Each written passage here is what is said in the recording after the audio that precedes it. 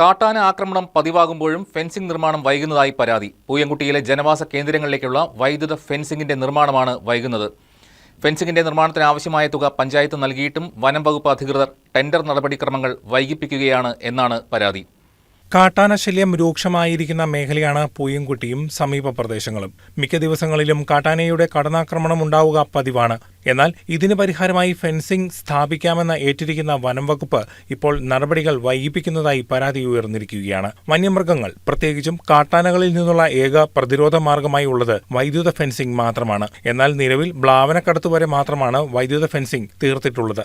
ബാക്കിയുള്ള ഭാഗത്ത് വൈദ്യുത ഫെൻസിംഗ് തീർക്കാനുള്ള ടെൻഡർ നടപടികൾ വനം വകുപ്പ് അധികൃതർ വൈകിപ്പിക്കുകയാണ് എന്ന് പരാതി ഉയരുന്നു. ഫെൻസിംഗ് നിർമ്മാണത്തിനായി ടെൻഡർ വിളിച്ചുവെങ്കിലും ഒരാൾ മാത്രമാണ് അപേക്ഷ സമർപ്പിച്ചത്. ഒന്നിലധികം പേർ അപേക്ഷിച്ചാൽ മാത്രമേ ടെൻഡർ നൽകാൻ കഴിയൂ എന്നാണ് അധികൃതർ പറയുന്നത്. അല്ലാത്തപക്ഷം മാർച്ച് മാസം വരെ കാത്തിരിക്കാനാണ് വനം വകുപ്പ് അധികൃതർ ആവശ്യപ്പെട്ടിരിക്കുന്നത്. മാർച്ച് മാസം വരെയുള്ള വന്യജീവി ആക്രമണം സഹിക്കാൻ തങ്ങൾ തയ്യാറല്ലെന്നാണ് പഞ്ചായത്ത് ജനപ്രതിനിധികൾ വ്യക്തമാക്കുന്നത്.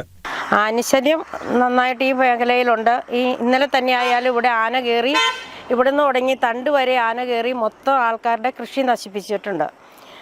അതിന് പരിഹാരമായിട്ട് എന്തെങ്കിലും ചെയ്യണം എന്ന് അധികൃതരോട് ഞങ്ങൾ ആവശ്യപ്പെട്ടിട്ടുണ്ട്.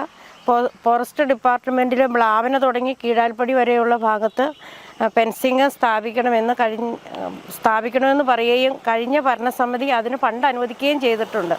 പക്ഷേ അതിൻ്റെ പണി ഇതുവരെ അവർ പൂർത്തീകരിച്ചിട്ടില്ല. ജനങ്ങളോടും ജനങ്ങൾ ഉന്നയിക്കുന്ന ആവശ്യങ്ങളോടും എന്നും അവഗണന മാത്രമാണ് വനം വകുപ്പ് അധികാരികൾ പ്രകടമാക്കുന്നതെന്ന് ഫാദർ ജോസ് ചീരപ്പറമ്പിൽ പറയുന്നു. ഒന്നോ രണ്ടോ അല്ല, നിരവധി ആനകളാണ്. അപ്പോൾ നമുക്ക് ഫെൻസിങ് ശാശ്വതമാണെന്ന് ചോദിച്ചാൽ അല്ല എന്നറിയാം. എങ്കിലും ഇനിയും ഫെൻസിങ് ടെൻഡറായിട്ട് കിടക്കുന്ന സ്ഥലങ്ങളുണ്ട്. ഉദാഹരണമായിട്ട് ബ്ലാവന മുതൽ കീഴാലിപ്പടി വരെ ഭാഗം, അവിടെ ഇതുവരെ ഒരാൾ ടെൻഡർ എടുത്തിട്ടുള്ളൂ എന്ന കാരണത്താൽ വീണ്ടും വൈകിപ്പിക്കുകയാണ്. പക്ഷേ ആളുകൾ അവരുടെ ജീവൻ പണയം വെച്ചാണ് യാത്ര ചെയ്യുന്നത്.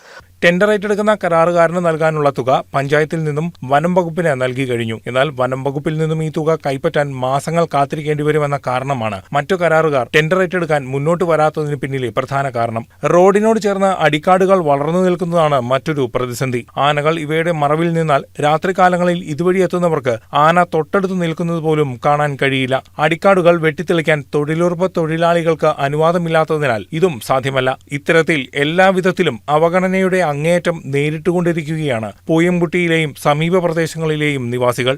News desk KCV news.